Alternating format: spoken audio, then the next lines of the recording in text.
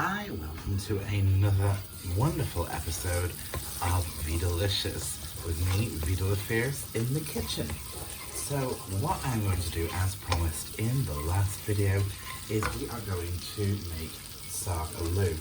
Again, it's not by any means a professional or perfectly traditional recipe, but then I guess with old recipes, they don't have to be perfectly traditional. So first of all, you're going to want to start off with chopped one onion. And we're just going to cook that down a little. I've tried several recipes over the years for Saag Aloo, and this is sort of a fusion of all the recipes that I really enjoyed. Basically, it's a potato and spinach curry. Well, potato and spinach, yeah, that's basically what it is. I've also got a pan of cooked potatoes here with their skins on them, and it's very important that we keep the potato water. I haven't actually done this with potatoes with skins on before. We have some of those that we are using up because, you know, we're all in lockdown, so we're using what we have. Fortunately, I keep a vast array of spices in at all times because I love to cook. So you gotta have all those things in. The great thing about buying spices is once you have them, you know, they last. You know, they're gonna do you like a few weeks worth of dishes usually. So, you know, you spend a little money, a little layout on getting all your spices together. But once you've got them, you're going to be using them for a good while. So okay, these onions are getting down to the lovely cooked golden stage, starting to caramelize a little, so that's what we want. We can now start banging in our spices into the fun bit. We'll just turn that down a little bit. What you're going to find with this recipe, I cook it for 2 of us. I do this every Monday.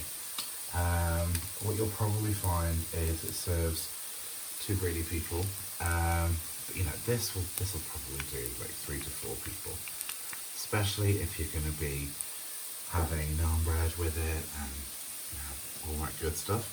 So in goes about 2 to 3 teaspoons of turmeric powder.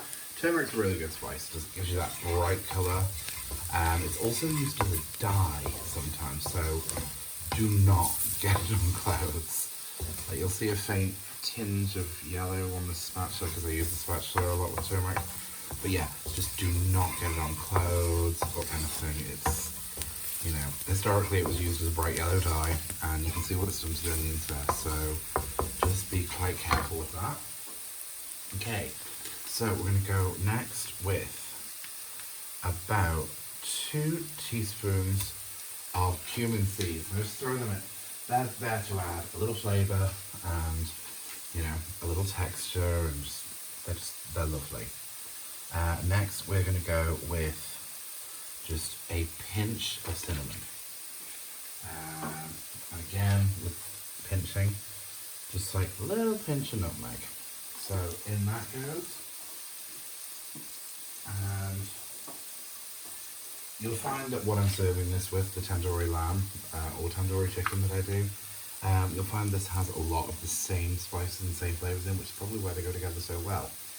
So then we're going to throw in 2 good-sized pinches of Aleppo pepper, which is quite a mild, gentle sort of heat, but it does provide just that little tiny tingle.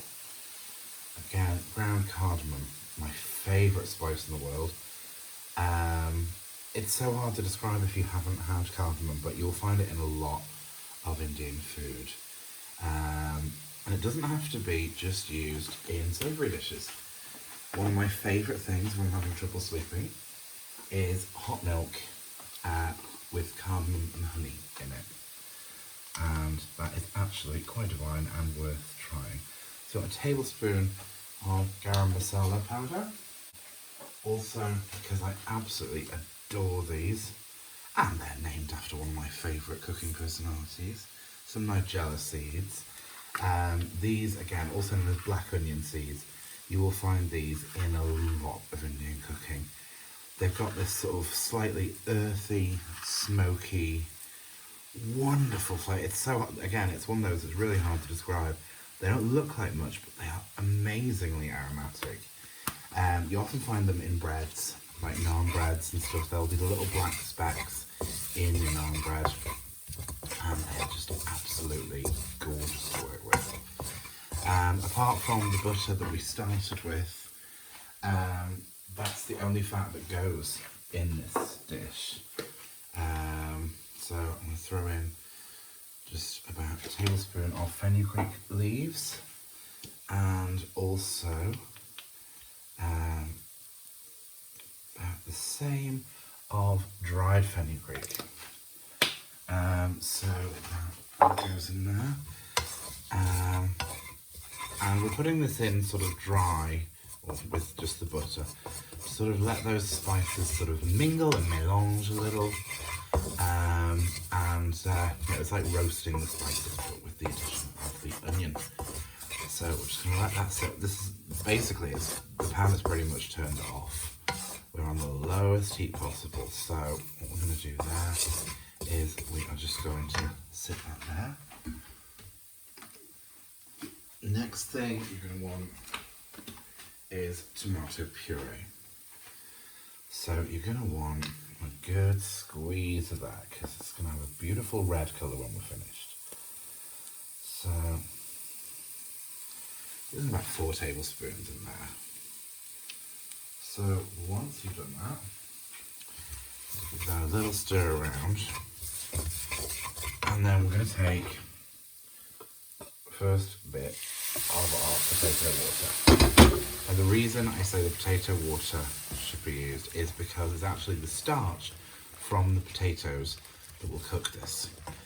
There are a few different ways of doing this, but what I generally prefer is to cook the potatoes separately, leave them to one side, because this, you can need to boil this up eventually, and it's the starch from the potato water that will thicken it. God, I wish you could smell this. It's the sweet smells come from the tomato. There's all those gorgeous, gorgeous spices, and this is really one of my favorite dishes. I love doing it on a Monday because it feels like my reset button after the weekend. Not that I've been out this weekend because we're all on lockdown, but hey. So I'm going to put more of that water in there, and the reason I don't put the potatoes in and cook it in this is because what I find that before it's thickened enough, the potatoes have kind of dissolved into the water a little. And you end up kind of with sort of a sloppy, bright orange, very spicy mashed potato, which, you know, there is an element of that to this sauce, but you want those distinct chunks of potatoes in there. So we're going to turn that heat up now, and there we go. We're just going to give that a little stir, get those, get all that perfectly blended together. And basically now, I'm just going to throw in a couple more bits, but we're almost at the point where we're just going to have a nice sit down. So I'm going to do something slightly unorthodox now. It's actually not that unorthodox. This is something that was always taught to me with Indian cooking. Anything involving spices. I know people that do this with a chili. Some people even do it in a bolognese, very rarely, but it sort of brings the spices together, helps them sort of marry and blend. This is not sweet, this is chef's chocolate. I'm taking my mini grater here, and literally just the smallest bit. There is something about just a very, very dark chocolate. It's not there to add sweetness, it's just there to help the flavours marry together. What I'm also going to do, just to give it a little tiny natural sweetness, is just about a tablespoon of honey in there. So I'm just going to give that a little stir. And God, this smells absolutely incredible. I wish you could smell this through the screen, honestly.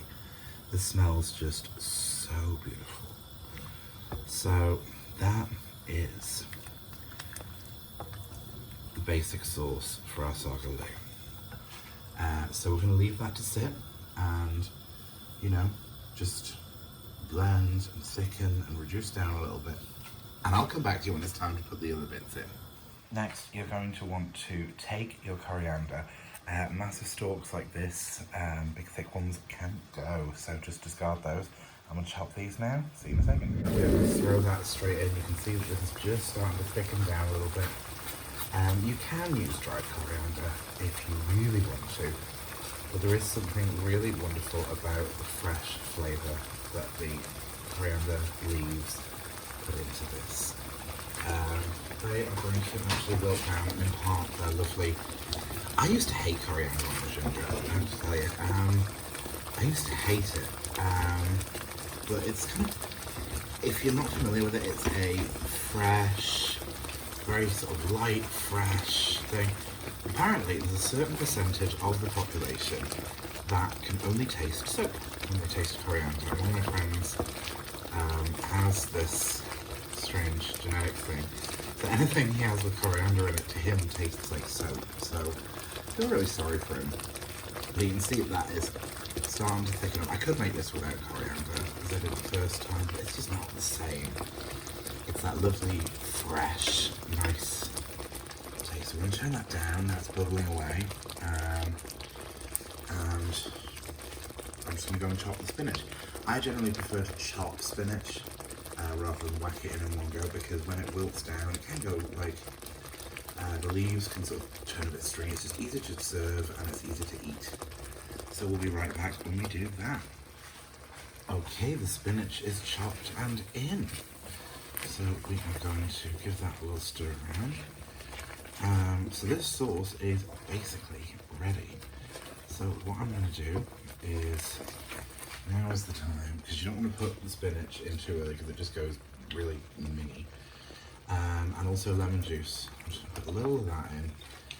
And I'm going to stir it because you don't want the lemon to completely get lost in it.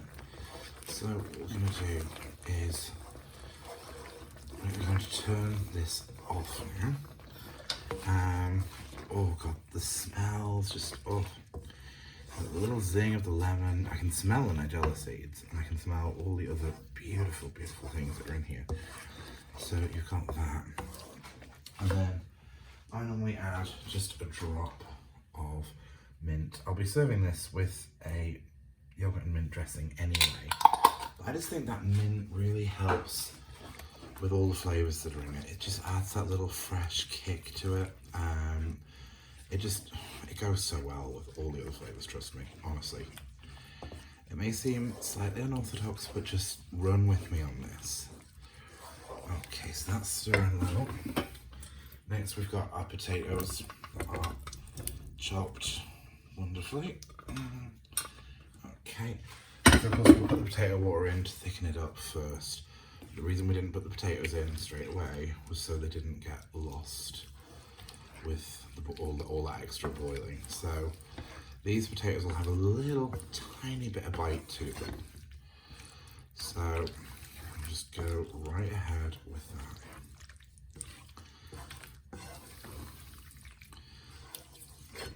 that. See, I normally don't do it with the skins on. We just happen to have some small potatoes that needed using, but I'm actually really quite liking the look of this. I keep saying it, but oh, if only you could smell through the screen. This is absolutely just, yes. So next, I'm going to show you a little trick with store-bought naan breads that I only learned. Normally I hate store-bought naan breads, but hey, they bear absolutely no resemblance to real ones from a takeaway, like proper freshly made ones. But I've got a trick that'll make like store-bought, like normal store-bought ones from the shelves in a supermarket taste and feel a lot better. So stay around. Alright, so in this little bowl here, I have got a mix of hot water that I have dissolved about a teaspoon of butter in. I then stirred in about a teaspoon of garlic puree and some coriander leaves, and a splash of lemon juice. Now, these are store-bought ones. They're okay. They're not great. They're quite thin, actually. But they always come out just a tad dry. So what I'm going to do is I'm going to take this and a normal bog standard pastry brush. I don't know where we got this one, just a little chef. But what I'm going to do is brush quite liberally over the naan breads.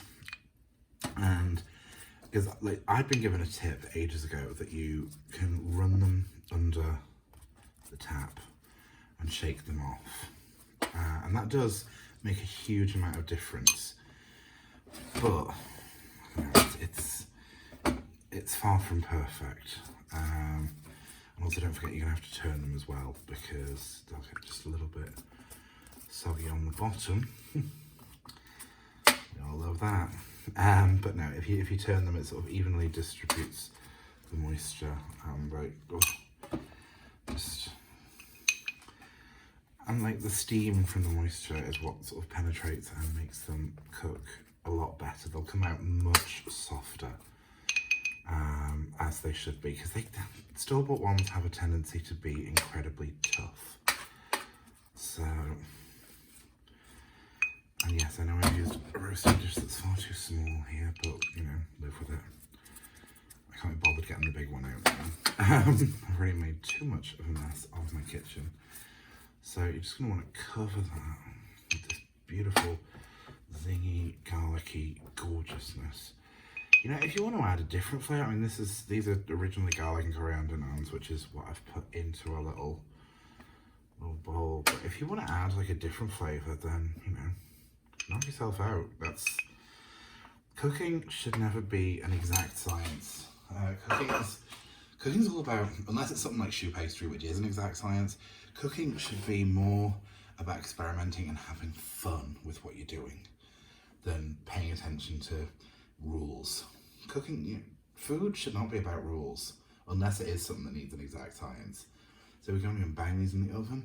We're going to put these on at about gas mark 3, just for a few minutes while we wait for everything else to do.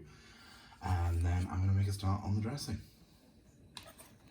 Okay, it's one of the most simplest, nicest dressings that you can do. And it's virtually an essential to go with anything Indian. So we're going to start off with a good few dollops of, I always use Greek yogurt because it's what I keep in the house. I eat a lot of it. But it's my favourite. And in fact, it's actually quite good for cooking with Indian because they use something called hung yogurt. And I know we like things to be hung. Again with the mint sauce, hung yogurt basically is, it looks like I'm putting loads of this in, and I am. Hung yogurt basically is yogurt that's been left to hang in like a muslin cloth and have some of the moisture drained out of it when it's hung. So that's why it's called hung yogurt. Which is why I go for Greek yogurt, because Greek yogurt is strained, which I'm imagining is a similar process. So it's thicker, it's much nicer, it's much more luxurious than just a basic natural yogurt. So you want to make sure that you haven't bought a sweetened one, because that's going to taste really odd. If it's not as minty as you would like, nobody's going to stop you adding some more. If you want more in it, that's entirely up to you. So, also not all mint sauces are created equal. You'll see this one is a very brilliant green. Don't know if it actually matters, don't know if it affects the quality, but for me, I like it to look nice and bright green. I look at some, when I look at the bottom of the jar in a supermarket and they're more of a browny green, and it's like, it just doesn't feel as appetizing. So, give that a good stir. What I also do, I usually use lime juice for this, but I don't have any right now, so I'm just going to put a few drops of that in there. I would normally also stir little sticks of cucumber into this as well. In goes a tiny drizzle of honey. Just the tiniest drizzle, but it just, I know I'm crazy, it's just, you know, this is good. So we mix that up. And then it's just a matter of waiting. I want to dip my finger in this right now, honestly. I always tend to make a little bit extra for this as well, especially if I'm doing tandoori chicken or tandoori lamb. You can make a great sandwich just with that, like, or a wrap or whatever. It's an essential flavour that just goes perfectly. So I'll see you when it's time to dish up. There's the dressing. So there we have the finished product. Tandoori lamb, homemade saag aloo from scratch, yogurt and mint dressing, and the store-bought improved naan bread. I hope you find this as Vidalicious as I do. Thanks for joining us for another episode of Vidalicious. Don't forget to like, comment and subscribe, and follow at Vida LaFierce on Facebook, Twitter and Instagram. Stay sane, stay safe, and as always, stay Vidalicious. See you soon.